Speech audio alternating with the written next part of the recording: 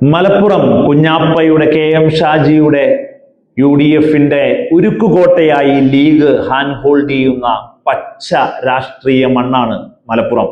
ഇത്തവണ ഏതൊരു രാഷ്ട്രീയ പൊതുബോധമുള്ളവരും പറയുന്നത് ലീഗിന്റെ സ്ട്രൈക്ക് റേറ്റ് ശക്തമായി കൂടും, ലീഗ് ഭയങ്കര ഡിമാൻഡബിളായി മാറും UDFൽ എന്നുള്ളതാണ്. ശക്തമായ സ്ഥാനാർത്ഥി നിർണയങ്ങൾ, ശക്തമായ പ്രവർത്തനങ്ങൾ എല്ലാം ലീഗിന്റെ ഭാഗത്തുനിന്നായിരുന്നു. ഒരു UDFലെ ഒരു കേഡർ പാർട്ടിയായി ലീഗിനെ വിലയിരുത്തേണ്ടി വരും എന്നുള്ളതാണ്. ലീഗിനെ കണ്ട് UDFലെ മറ്റ് സഖ്യകക്ഷികൾ പഠിക്കണമെന്ന് പോലും പറയുന്നവരെത്രയാ. 12-4 2021 ഇലക്ഷൻ റിസൾട്ട് വരുമ്പോൾ LDF UDF താരതമ്യം. 12 സീറ്റുകളിൽ UDFും 4 സീറ്റുകളിൽ LDFും. അതിനുശേഷം ഒരു ഉപതെരഞ്ഞെടുപ്പോടുകൂടി നിലമ്പൂർ വലതോരം ചേർന്നപ്പോൾ 13-3.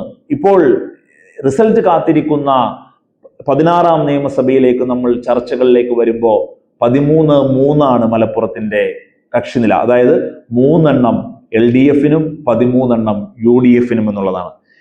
കൊണ്ടോട്ടിയിൽ ഒരു മത്സരമുണ്ടോ? ഇല്ല, പച്ച മണ്ണാണ്. രാഷ്ട്രീയം പറയുന്നത് മുഴുവനും വലതോരം ചേർന്നാണ്. ഏറനാട് എന്താണ് അവിടെ സംഭവിക്കുക? ഒന്നും സംഭവിക്കുന്നില്ല. ഒരു സ്ഥാനാർത്ഥിയെ നിർണയിക്കപ്പെടുന്നു, കൃത്യമായി വോട്ടുകൾ, ന്യൂനപക്ഷ വോട്ടുകൾ, ഹിന്ദു വോട്ടുകൾ ഏതൊക്കെ രീതിയിൽ അവിടെ ചർച്ച ചെയ്യപ്പെടുന്നു എല്ലാം ക്രോഡീകരിക്കപ്പെടുന്നു, വലതോരം ചേർന്ന് നിൽക്കുന്നു എന്നുള്ളതാണ്.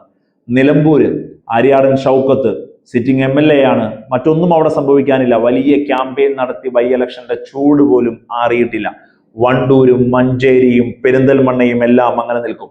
മങ്കട മുനീർ സാഹിബിനെയൊക്കെ വലിയ രീതിയിൽ വിജയിപ്പിച്ചു വിട്ട മങ്കട ഒന്നും സംഭവിക്കുന്നില്ല. മലപ്പുറത്തിന്റെ സുൽത്താൻ കുഞ്ഞാപ്പ മത്സരിക്കുന്നത്. മണ്ഡലം മാറി, ഒരു പരീക്ഷണം പോലുമല്ല. എവിടെ മത്സരിച്ചാലും കോൺഫിഡൻസോടുകൂടി പരക്കം പാഞ്ഞു നടന്ന് ലീഗ് സ്ഥാനാർത്ഥികൾക്ക് മത്സരിക്കാനാവുന്ന മലപ്പുറത്ത് ആ സുൽത്താൻ മത്സരിക്കുകയാണ്. വേങ്ങരയിൽ KM ഷാജി ശക്തമായ ടൈറ്റ് ഫൈറ്റ് ഉണ്ടാകുമെന്നൊക്കെ പറഞ്ഞെങ്കിലും വേങ്ങരയിലും വലതോരം ചേർന്ന് പച്ച മണ്ണ് ആ പച്ചയ്ക്കിങ്ങനെ നിൽക്കുകയാണെന്നുള്ളതാണ്.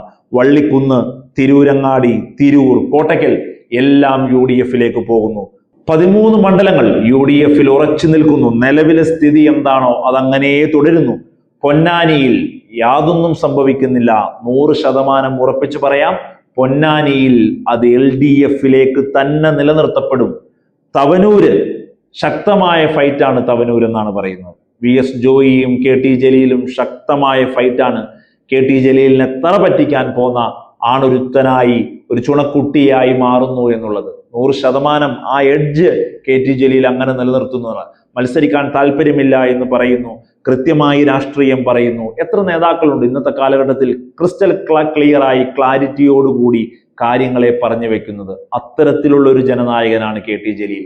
KT ജലീലിന് കൃത്യമായ ക്ലാരിറ്റിയും കൃത്യമായ നിലപാടുകളും ഉണ്ട്. അത് വോട്ടായി മാറുക തന്നെ ചെയ്യും, തുടരുക തന്നെ ചെയ്യും. താനൂരും നിലവിൽ അബ്ദുറഹ്മാൻ വിജയിച്ചു കയറും എന്ന് തന്നെയാണ് കാണുന്നത്. ഇടതോരം ചേർന്ന് 3 മണ്ഡലങ്ങൾ ഒന്നും സംഭവിക്കാതെ ഉണ്ടാകും. അബ്ദുറഹ്മാനൊക്കെ താനൂരിന് വേണ്ടി ശക്തമായി ഒരു ഡിമാൻഡ് ചെയ്തതൊക്കെ രാഷ്ട്രീയ കേരളം കഴിഞ്ഞ ആഴ്ചകളിൽ ചർച്ച ചെയ്തും പോയതാണ്.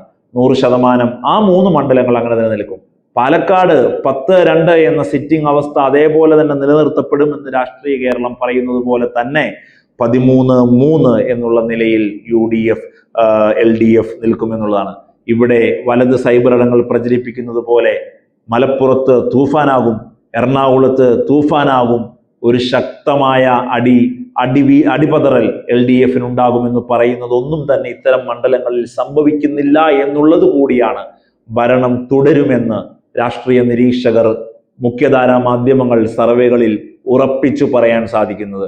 അതുകൊണ്ട് തന്നെയാണ് മുഖ്യധാരാ മാധ്യമങ്ങൾ അവരുടെ ക്രെഡിബിലിറ്റി പോലും 1 ആഴ്ച കൊണ്ട് 2 ആഴ്ച കൊണ്ട് ചോദ്യം ചെയ്യപ്പെട്ടേക്കാവുന്ന രീതിയിൽ ഉള്ള കാര്യങ്ങൾ ഉള്ളപ്പോഴും ഭരണ തുടർച്ച കോൺഫിഡൻസോടുകൂടി നിലപാടായി പറഞ്ഞുകൊണ്ടിരിക്കുന്നത് എന്നുള്ളതാണ്.